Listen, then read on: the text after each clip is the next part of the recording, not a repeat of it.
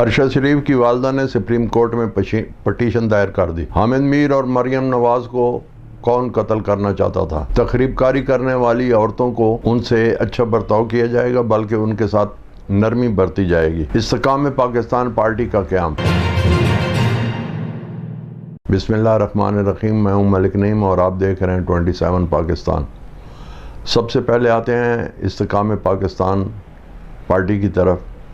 یہ ایسے ہوا ہے کہ 9 مئی 2023 کو تحریک انصاف کے سربراہ جب عمران خان صاحب کو گرفتار کیا گیا تو ان کی جماعت کے کارکنوں نے GHQ، اس کے بعد کور کمانڈر لاہور اور مختلف دوسری جگہوں پر، جس طرح عسکری ٹاور لاہور میں، وہاں پر ہنگامہ آرائی کی اور پھر اس پر یہ ہے کہ کافی لوگ گرفتار ہو گئے۔ تو جو بڑے بڑے لیڈر تھے جو لیڈ کر رہے تھے تو ان کو جیلوں میں ڈالا گیا۔ جیلوں سے انہوں نے معافی نامہ لکھا، مانگا، یا جو بھی ہوا یہ تو اندر کی کہانی ہے، یہ تو ہم نہیں بتا سکتے ہیں۔ لیکن یہ ہے کہ جو ہی وہ جیل سے باہر آئے تو انہوں نے پریس کانفرنسیں کی اور پریس کانفرنسوں کے بعد انہوں نے بتایا کہ ہمارا آج کے بعد تحریک انصاف سے کوئی تعلق نہیں ہے۔ اب یہ تقریباً 50% وہ لوگ تھے جن کو جہانگیر ترین صاحب تحریک انصاف میں لائے تھے۔ اب یہ ہوا کہ جب یہ لوگ پارٹی چھوڑ گئے تو جہانگیر ترین صاحب نے کیا کیا، جو کہ ویسے نائل ہیں اور پارٹی کی صدارت وہ نہیں رکھ سکتے لیکن وہ چیف پیٹرن بن سکتے ہیں پارٹی کے، تو انہوں نے ایک نئی پارٹی کا اعلان کیا ہے اور اس کا نام ہے استحکام پاکستان پارٹی، IPP۔ تو اس کا صدر انہوں نے علیم خان کو بنا دیا ہے، پارٹی کا چیف آرگنائزر انہوں نے اون چودھری کو بنا دیا ہے، جبکہ چیف پیٹرن وہ خود بن گئے ہیں۔ گزشتہ روز لاہور میں پارٹی کا اعلان ہوا اور اس کے بعد وہاں پر ایک میٹنگ ہوئی جس میں علی زیدی، عمران اسماعیل، فواد چودھری اور تقریباً نامی گرامی جتنے بھی تھے، PTI چھوڑنے والے، فیاض الحسن چوہان وغیرہ، یہ سب اس میں شامل تھے۔ لیکن ہمارے ایک دوست ہیں، صحافی اور اینکر ہیں، تو وہ بتا رہے تھے کہ مجھے تو یوں لگ رہا تھا کہ یہ پارٹی جب وجود میں آ رہی تھی تو اس میں کوئی جوش ولولہ، بلکہ ایسا سین مجھے لگ رہا تھا کہ جیسے یہ لوگ کلوں پہ آئے ہوں۔ تو کلوں سے اب مراد یہ ہے کہ ان کے چہروں سے خوشی نہیں ٹپک رہی تھی، وہ افسردہ تھے، اور انہوں نے یہ بھی بتایا کہ فواد چودھری تو متواتر چہرے پر ہاتھ رکھ کے بیٹھے رہے اور وہ بہت ہی افسردہ تھے۔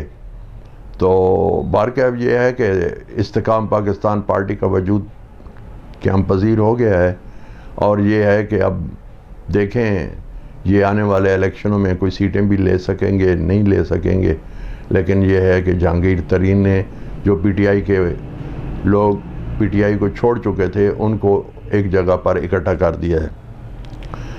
آتے ہیں اب دوسری خبر کی طرف۔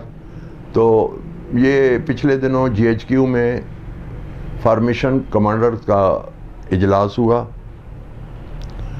تو ایک کور کمانڈر اجلاس ہوتا ہے، ایک فارمیشن کمانڈر اجلاس ہوتا ہے۔ فارمیشن کمانڈر کا جو اجلاس ہوا تو اس میں یہ اندر کی خبر ہے ویسے تو، لیکن ہمارے ایک دوست ہیں، ان کا نام ہے سید عمران شفقت، تو انہوں نے اپنے ویلاگ میں بتایا ہے کہ وہاں پر فیصلہ ہوا کہ کچھ عورتیں جو کہ بہکاوے میں آ گئی تھیں، مثال کے طور پر یاسمین راشد، اب وہ ایجڈ بھی ہیں، کینسر کی مریض بھی ہیں، اور ان کی آڈیو ویڈیو آ چکی ہے اور اس میں وہ کہہ رہی ہیں کہ چلو کور کمانڈر کی طرف چلیں، اس کے حملہ کرتے ہیں، یا جو بھی انہوں نے کہا۔ لیکن اب کہنے کا مقصد یہ ہے کہ وہاں پر یہ فیصلہ کیا کہ ان کو یہ بہکاوے میں آ گئی تھیں اور ان کو باقاعدہ فیڈ کیا گیا تھا، اور فیڈ ہونے کی وجہ سے، اور یہ فیڈ کس نے کیا تھا؟ صاحب ذرا عمران خان نہیں کیا تھا۔ تو اب فیصلہ یہ کیا گیا ہے کہ جن کے بہکاوے میں یہ آئی ہیں تو ان کو پکڑنا چاہیے، نہ کہ ان عورتوں کو جو کہ غلط حرکت کر بیٹھی ہیں، بجائے اس کے کہ ان کو 14 سال سزا دی جائے یا 10 سال سزا دی جائے. اسی طرح ختیجہ شاہ ہیں تو وہ بھی اپنے کیے پر پشیمان ہیں، وہ بھی جیل میں ہیں. تو اب وہاں پر یہ فیصلہ کیا گیا ہے کہ ان کے ساتھ تھوڑی نرمی برتی جائے گی، اور ہو سکتا ہے کہ بجائے ان کا آرمی ایکٹ کے تحت مقدمہ ان پر چلے، ان کا کیس عدالتوں میں چلے گا اور پھر عدالتیں جو بھی فیصلہ سنائیں گی، کیونکہ یہ خود لیڈ تو کر رہی تھیں لیکن یہ کسی کے بہکاوے میں آ کر یہ سب کچھ کر رہی تھی، تو اس لیے ان کو تھوڑا بہت ریلیف دیا جائے گا. اگلی خبر کی طرف آتے ہیں. حامد میر صاحب اور مریم نواز کسی تعارف کے محتاج نہیں ہیں. حامد میر صاحب پر یہ پاکستان کے بہت بڑے صحافی ہیں، ان کا بہت طوطی بولتا ہے. یہ کیپٹل ٹاک کے نام سے جیو میں پروگرام بھی کرتے ہیں. تو پرویز مشرف دور پر ان پر پابندی بھی لگ گئی تھی. ان پر 3 قاتلانہ حملے ہو چکے ہیں. اب وہ 3 قاتلانہ حملے کیسے ہوئے ہیں؟ ایک دفعہ ان کی گاڑی کے نیچے بم لگا دیا گیا، اس سے بھی اللہ تعالیٰ نے ان کو بچایا.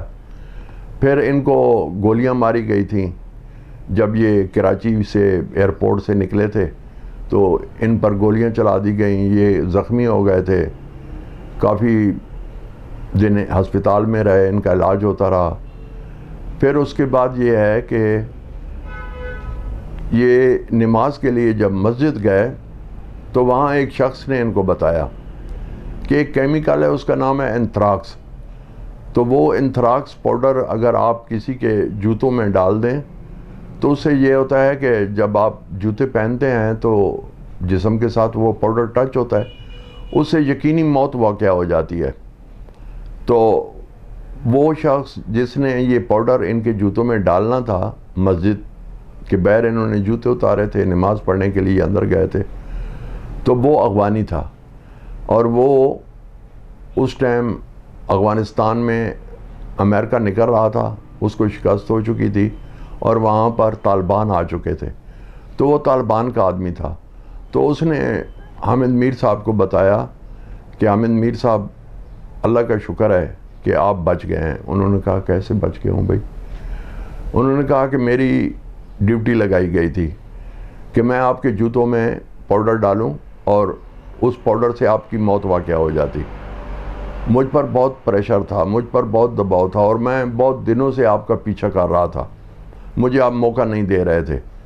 آج آپ نے مجھے موقع دیا، لیکن ادھر سے مجھے خوشی کی نوید سنائی دی ہے کہ امریکہ افغانستان سے نکل رہا ہے اور ہماری اسلامی حکومت قائم ہو گئی ہے، تو میں واپس اب افغانستان جاؤں گا.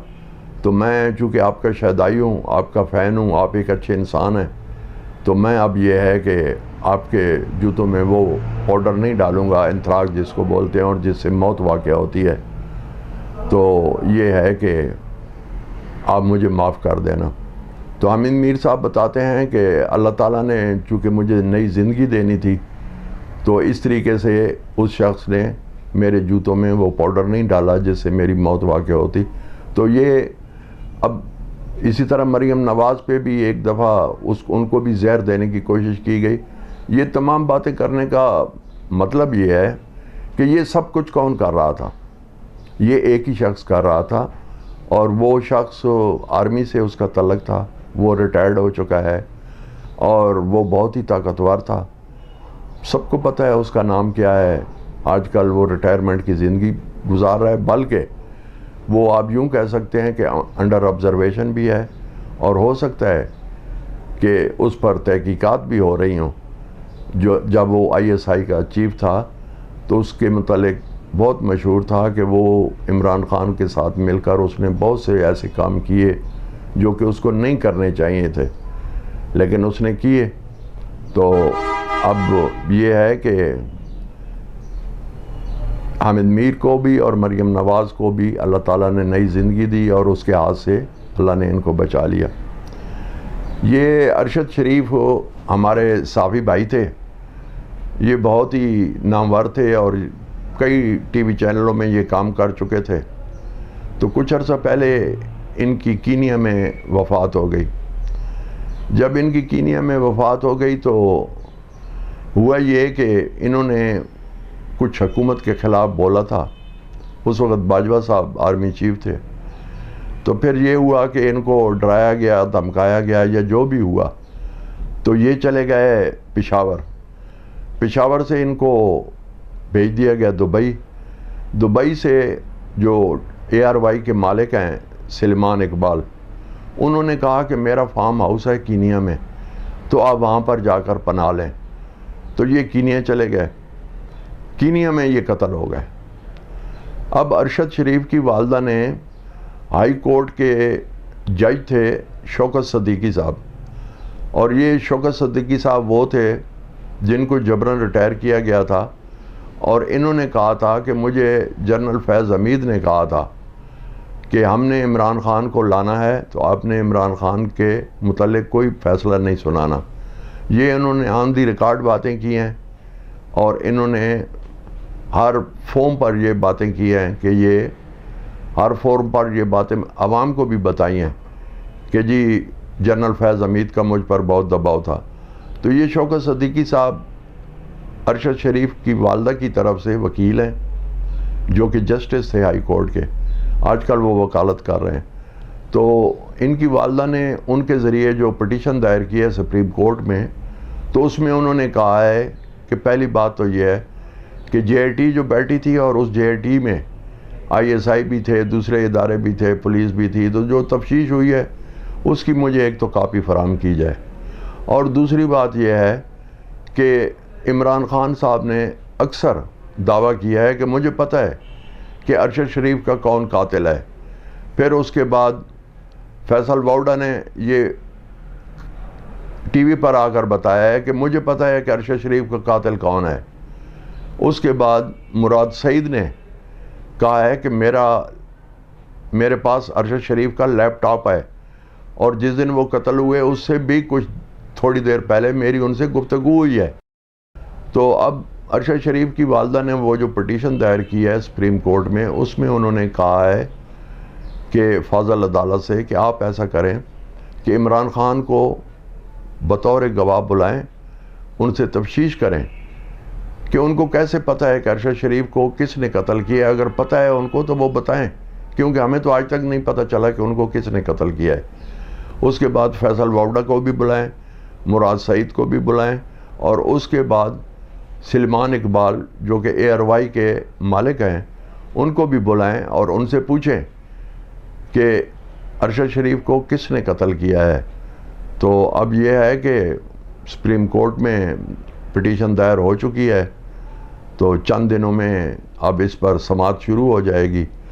تو دیکھتے ہیں یہ گواہان کو بلاتے ہیں، اور یہ گواہ عدالت میں کیا بیان دیتے ہیں، ان کے پاس کیا ثبوت ہیں. ویسے فیصل ووڈا، عمران خان اور اس کے بعد یہ تو موجود ہیں، جبکہ مراد سعید ابھی تک مفرور ہے. اس کے علاوہ سلیمان اقبال جو ہیں وہ بھی بہر ملک ہیں، ان کو بھی ریڈ وارنٹ کے ذریعے لانا پڑے گا، وہ بھی ملک میں نہیں آ رہے ہیں. تو یہ ہے کہ اب اس سلسلے میں کیا پیش رفت ہوتی ہے یہ آنے والا وقتوں میں پتہ چلے گا. ملتے ہیں اگلے ولاگ کے ساتھ. اجازت دیجیے. اللہ حافظ.